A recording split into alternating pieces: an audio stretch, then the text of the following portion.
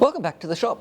So today I'm taking a leaf out of Inheritance Machining's playbook, and I'm making a tap follower because I've got a couple of projects coming up where I will need to tap some smaller internal threads.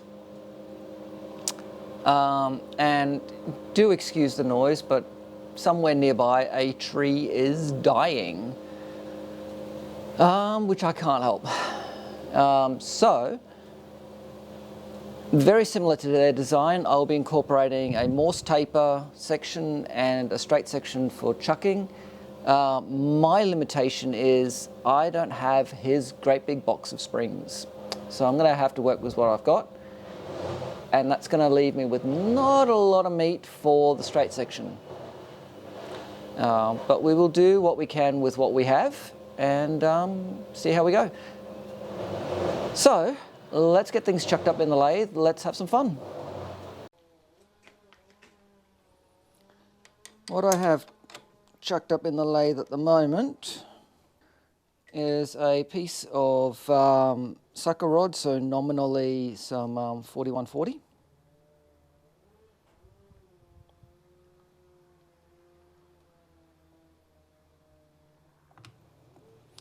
And our first job is to bring it down to 20 millimeters.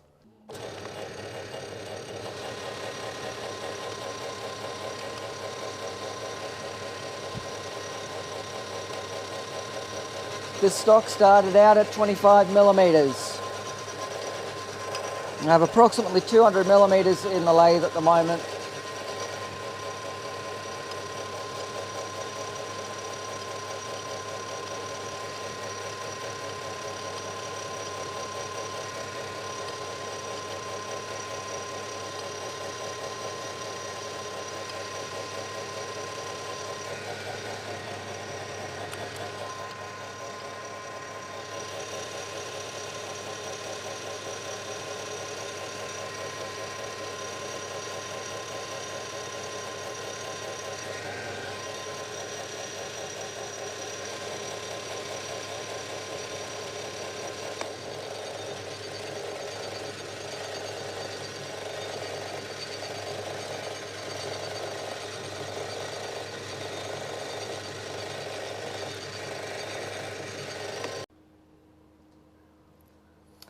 Okay, so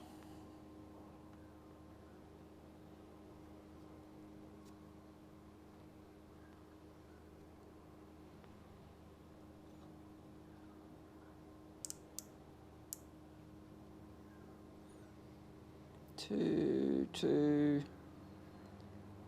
All right, so we're 22.285.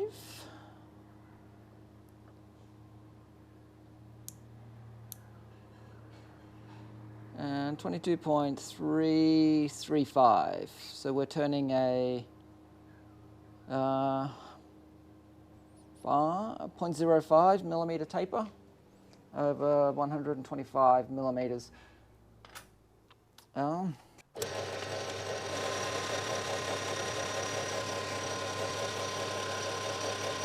just does not want to throw a nice chip today.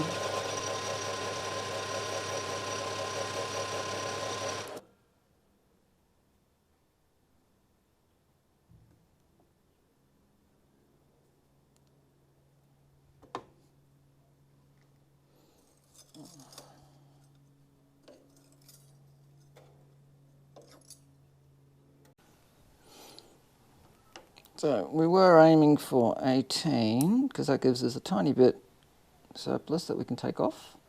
We are at 18.17.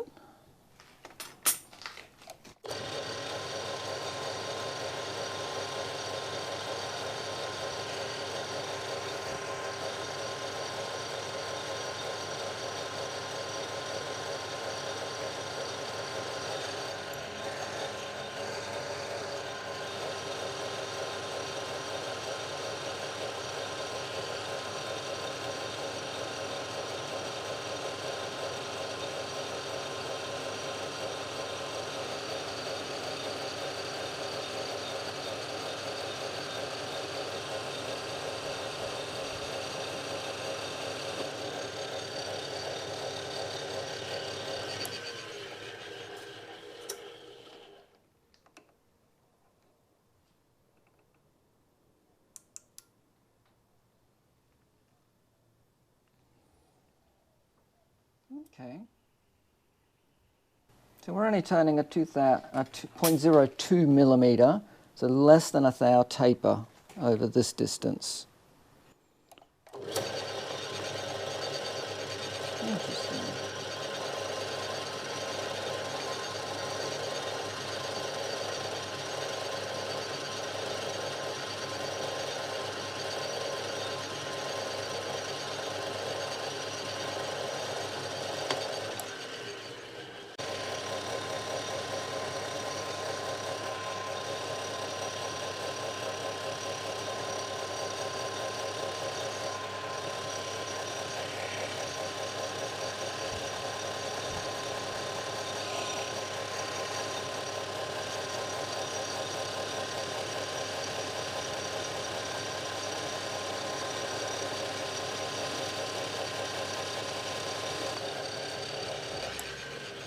I've just not been able to dial the speeds and feeds in for this round. This section will be our first actual finished diameter, so we're aiming for 13.0.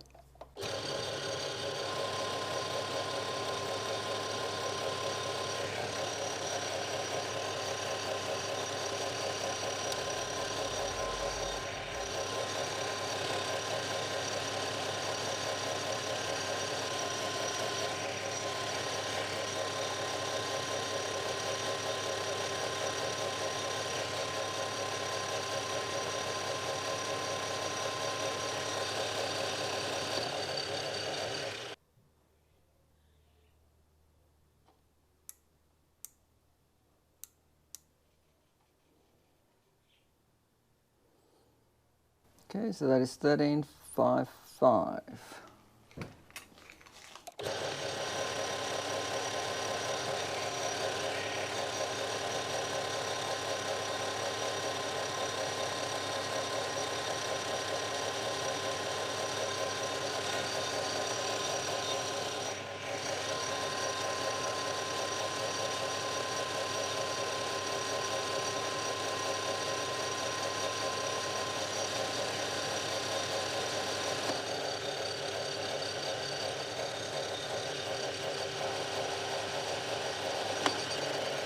So to set the angle correctly, you need a reference. And so what I'm setting up here is a 25 millimeter length that I'm going to run with the dial indicator, where I expect to see a change of 0.624 of a millimeter over 25 millimeters.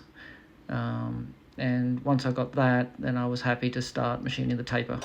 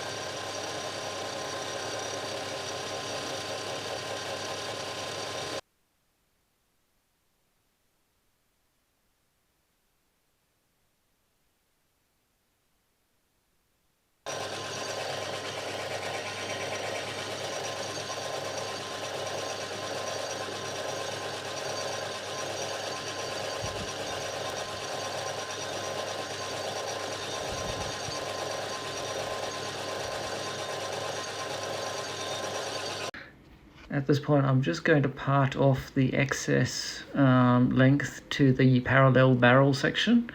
Turns out I forgot to account for the depth within the Morse taper sleeve that I was going to use in the mill.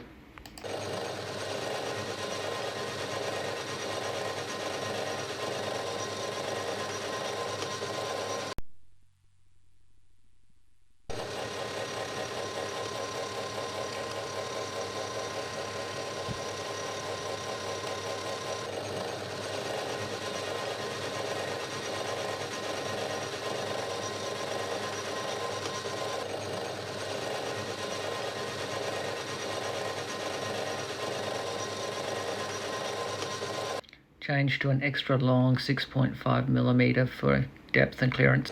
The secret to drilling long straight holes is to begin from both ends, so you've got a pilot that goes through so you get minimum deviation. Once you've got that, you can begin to clear out for final clearance or whatever you need to do, ultimately boring to final size if that's what you need to do, which is what I did in this case. Just didn't get it on camera, sadly.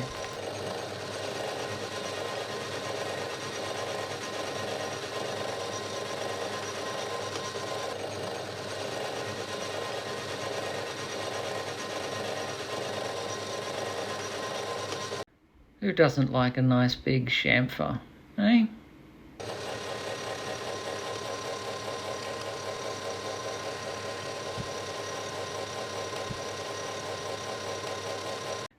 Drilling from the business end.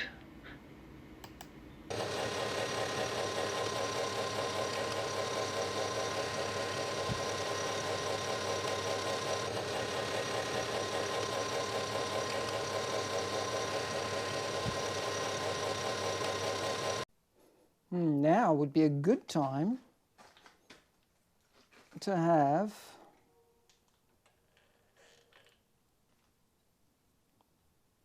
a tap follower, because this is literally what it's for. Again, an ideal time.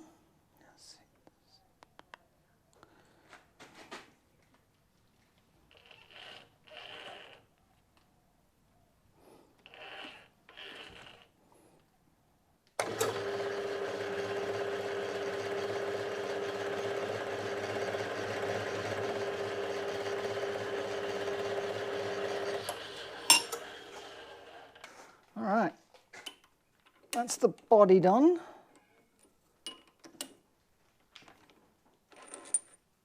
Insofar as I've been able, that is as concentric as it's going to get.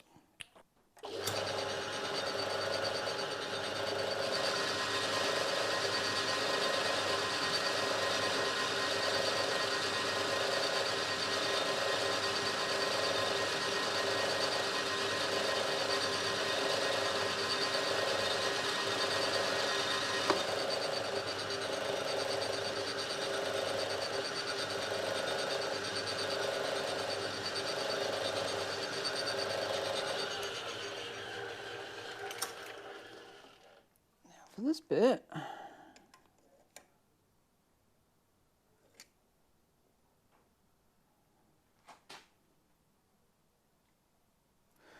just need to get it down to 12.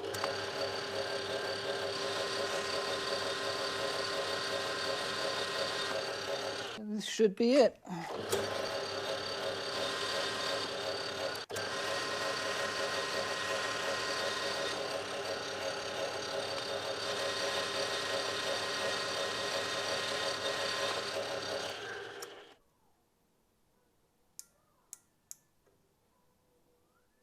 There we go.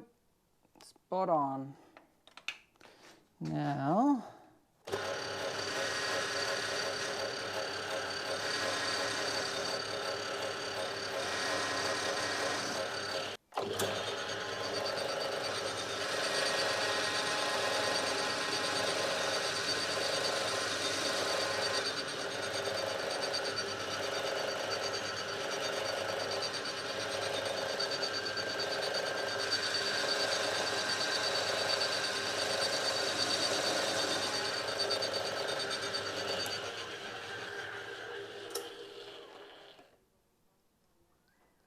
okay, good.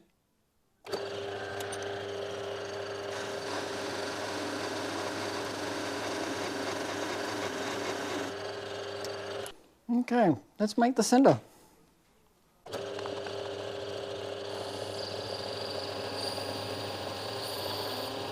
Okay, we're done.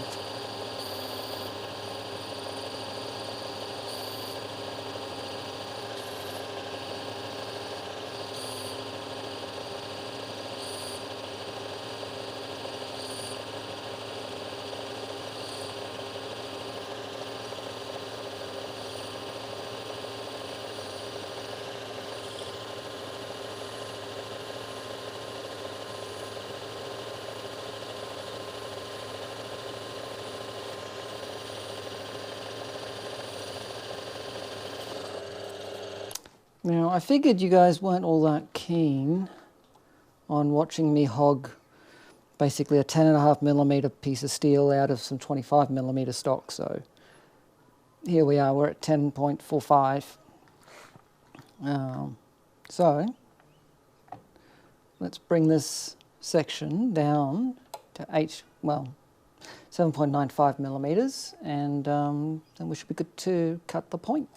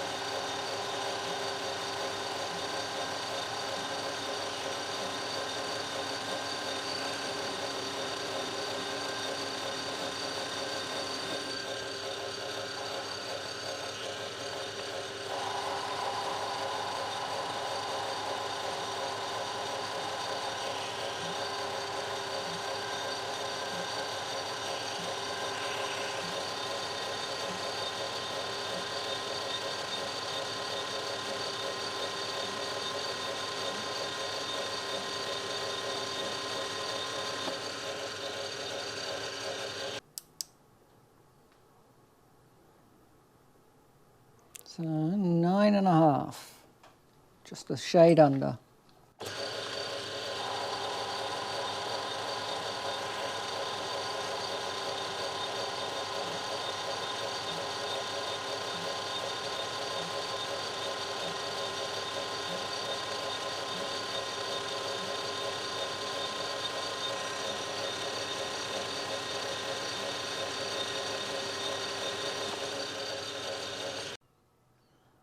All right,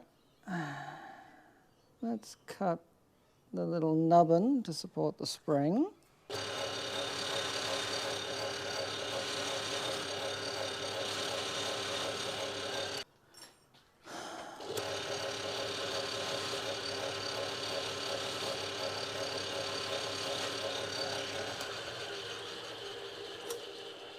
That's work hardened. Annoying.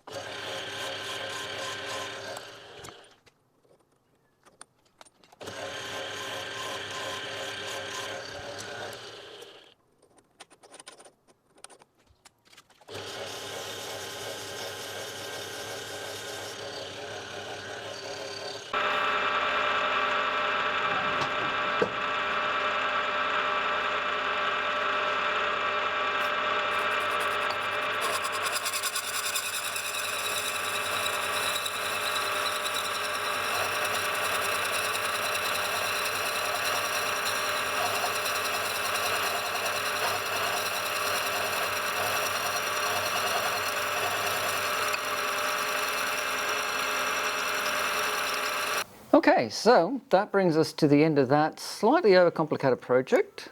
Works well, nice smooth action, and fits an M3 taper quite nicely. Now I have made a one for holding smaller taps which have the conical end to go with it. So as far as I can tell, there's less than tooth hour run out. Now I don't know if that's from the cheap adapter, my machining, the fact that there's like 3 different parts in play, but for what it's going to do, that's more than accurate enough. I do not need absolute perfection. I just need to get things started as square as possible. I am really happy how things came out. The only thing I would do differently is possibly the end cap. I had thought to do it in brass, but I don't have anything conveniently sized. And in retrospect, considering I'm going to be ramming a drift down there, probably not the greatest idea. In the Southbend, it seats nicely and it ejects automatically, so even better. So this will get some use in the very near future. So if you've enjoyed the video, hit the thumbs up. Feel free to share on social media. And if you haven't already subscribed, I'd love it if you hit that subscribe button. When you do, don't forget, ring the notification bell. So get out to your shop. Check a thing off your to-do list. This was definitely on mine. But above all, stay safe, and I will catch you for the next one.